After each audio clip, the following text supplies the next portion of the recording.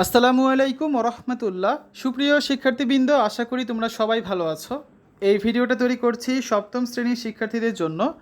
2024 সালের সপ্তম শ্রেণীর ইংরেজি বইয়ের নবম অধ্যায়ের 92 পৃষ্ঠার সমাধান নিয়ে আজকে আলোচনা করব।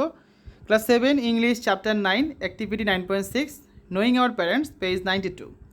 শিক্ষার্থীরা, তোমরা যারা এখনও অন্যান্য বিষয়ের ভিডিওগুলো দেখোনি তারা আমাদের চ্যানেলের প্লেলিস্ট অপশন থেকে ঘুরে আসতে পারো।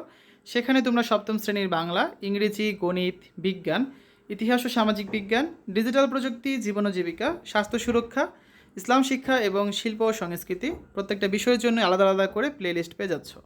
এখান থেকে তোমাদের যার যে বিষয়ের ভিডিও দরকার খুব সহজেই তোমরা দেখে নিতে পারবে। আজকে আলোচনার বিষয় activity 9.6 read the biographies again in pairs or groups and complete the following chart with the necessary information from the text.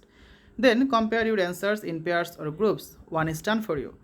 দলে বা জোড়ায় যে তিনটা জীবনী আমরা পড়েছিলাম আগের তিনটা পর্বে, সেইগুলো তোমরা পুনরায় পড়ে নাও। তারপর নিচে সারণীটি সঠিক তথ্য দিয়ে পূরণ করো। এরপর নিজেরা নিজেদের মাঝে খাতা বিনিময় করে উত্তরগুলো মূল্যায়ন করো।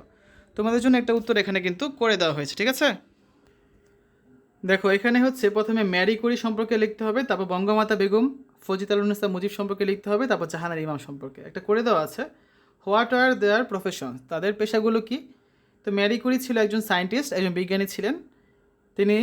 আর বেগম ফজিলাতুন্নেসা মুজিব ছিলেন একজন হাউসওয়াইফ মানে গৃহিণী। আর জাহানারা ইমাম ছিলেন a teacher and the founder of 71-এর ঘাতক দালাল নির্মূল কমিটি, একজন শিক্ষিকা এবং 71-এর ঘাতক দালাল নির্মূল কমিটির প্রতিষ্ঠাতা ছিলেন তিনি। এখানে আরও অনেকগুলো ঘর বাকি আছে, এগুলো তোমাদের হচ্ছে পূরণ করতে হবে, ঠিক আছে? তো চলো শিক্ষার্থীরা, এখন আমরা 92 পৃষ্ঠার ছকটা পূরণ করে ফেলি।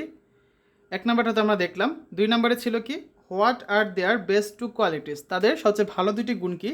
তো ম্যারি কুরির ক্ষেত্রে হচ্ছে পার্সিভারেন্স এবং হাই ইন্টেলিজেন্স, অর্থাৎ অধ্যবসায় এবং তার উচ্চ বুদ্ধিমত্তা। বেগম ফজিলাতুন্নেসা মুজিবের ক্ষেত্রে হচ্ছে লাভ ফর কান্ট্রি, দেশের জন্য ভালোবাসা, পলিটিক্যালি অ্যাওয়ার, রাজনৈতিকভাবে সচেতন। আর জাহানারা ইমামের ক্ষেত্রে হচ্ছে প্যাট্রিয়টিক ফিগার, দেশপ্রেমী ব্যক্তিত্ব এবং অ্যাফেকশনেট মাদার, মমতাময়ী মা। 3 নম্বর কোশ্চেন হচ্ছে for whom did they work, তারা কাদের জন্য কাজ করেছিলেন? তো ম্যারি কুরি কাজ করেছিলেন কমন পিপল, সাধারণ জনগণের জন্য।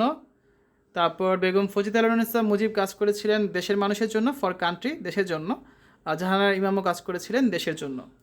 4 নম্বর কোশ্চেন হচ্ছে what are the two similarities among them, তাদের মধ্যে দুইটি সাদৃশ্যের বিষয় কি?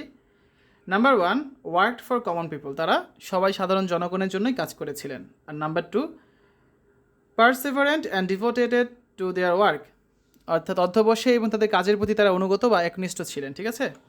এরপর দেখো 5 নম্বর কোশ্চেনটা হচ্ছে হোয়াই ডু পিপল রিমেম্বার দে, মানুষ তাদের কেন মনে রাখবেন? তো ম্যারি কুরিকে মানুষ মনে রাখবেন ফর হার ইনভেনশন, তার আবিষ্কারের জন্য। বঙ্গমাতা বেগম ফজিলাতুন্নেসা মুজিবকে মানুষ মনে রাখবেন for her devotion to serve the common people, সাধারণ জনগণের সেবায় নিজেকে নিয়োজিত হওয়ার জন্য। এবং জাহানারা ইমামকে সবাই মনে রাখবেন ফর প্যাট্রিয়টিক জিল, তার স্বদেশপ্রেম চেতনার জন্য, ঠিক আছে?